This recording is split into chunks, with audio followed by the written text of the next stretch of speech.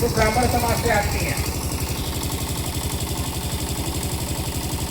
इस तरह से आप देखेंगे कि आपके जिले में तमाम अधिकारी ऐसी हैं जो महिलाएं हैं। अब वो अन्य हर अलग अलग जात से आती हैं। तो बाबा साहब ने जो आज से 75 साल पहले काम किया, उसका परिणाम आज आप देख सकते हैं कि अधिकारी की कुर्सियों पर महिलाएं बैठी हुई हैं। तो ये कहना बहुत गलत है कि बाबा साहब ने केवल दलितों के लिए काम किया है। अगर उन्होंने केवल दलितों के लिए काम किया होता तो जिले की मुखिया दुर्गा शक्ति नागपाल ना होती। अभी नहीं, अभी ट्रांसफर हो गया, चली गई है, लगभग 3 साल यहाँ डीएम रही। आपके जिले की कप्तान एएसपी कही जाती है, वो भी महिला है। आपको हमने एग्जाम्पल दिया कि गोला के एसडीएम भी महिला है, बहजम ब्लॉक की बीडीओ भी महिला है। आप देखेंगे कि जिले में तमाम अध्यापिकाएं, टीचर आपके यहाँ भी होंगी, महिलाएं हैं। लेकिन आज से 75 साल पहले ऐसा नहीं था। ये बाबा साहब ने जो आपको दिया, उन्होंने भगवान बुद्ध को अपना आधार माना, उनके विचारों को फॉलो किया, विचारों को मानते हुए एक संविधान को जन्म दिया, जिस संविधान में चलकर आज हमारी माता बहनें, भाई बुजुर्ग जो भी उस समय के दीन दुखी थे, आज सब लाभ ले रहे हैं। जिनको कीड़े मकोड़ों की तरह समझा जाता था, उनके बच्चे भी आज डीएम, एसडीएम, एसपी, जज बन रहे हैं। मैं आपको बताना चाहूँगा कि आपके जिले में कम से कम 15 से 20 जज जो है महिलाएं हैं। अगर बाबा साहब का संविधान ना होता, ये महिलाएं कभी इस कुर्सी पे नहीं बैठ पाती। ऐसा है या नहीं है, बताइए। तो बाबा साहब को केवल दलितों का लीडर कहना गलत है। इस देश की 50% आबादी जो महिला है, 50% है कि नहीं है? जितने पुरुष हैं उतनी तो महिलाएं हैं। आज आप पत्र जाते हैं अपने लड़के के लिए लड़की देखने, तो जब शादी करते हैं तो घर में 2 ही होते हैं ना। हर घर में एक लड़की है, एक लड़का है। तो ये मान के चलिए कि 50% आबादी किसकी है?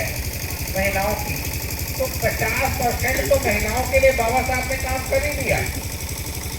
उसमें से भी जनरल कैटेगरी की जो महिलाएं हो, या ओबीसी की हो, या एससी की हो, या एसटी की हो, या मुस्लिम हो,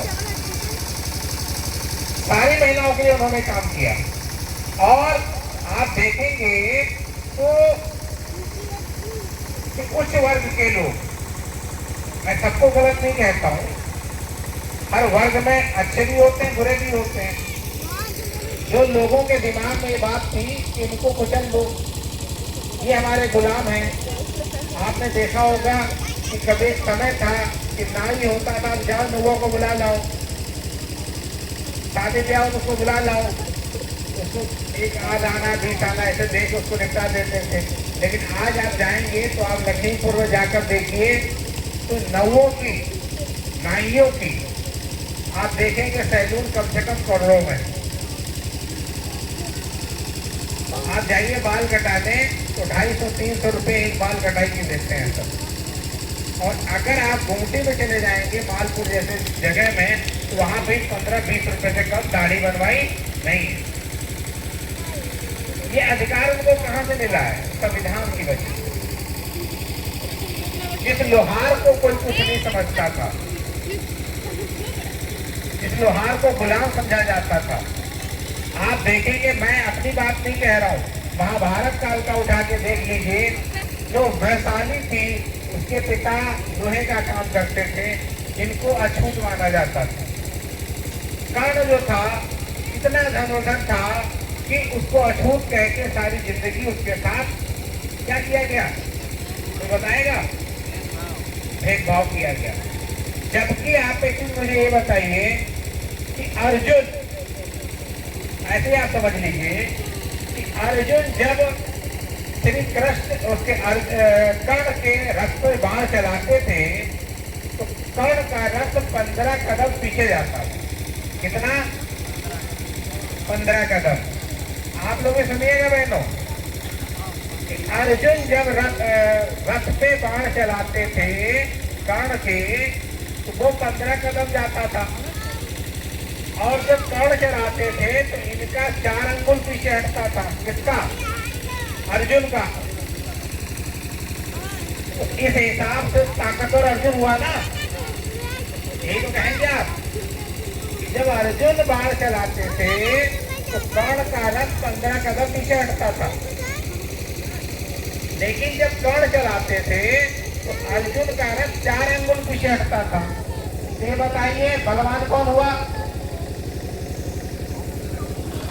कौन हुआ? अब आप लोग बताइए। जब अर्जुन बाण चलाते थे कर्ण के रथ पर, और ये फिर से मुझे कह रहा हूं,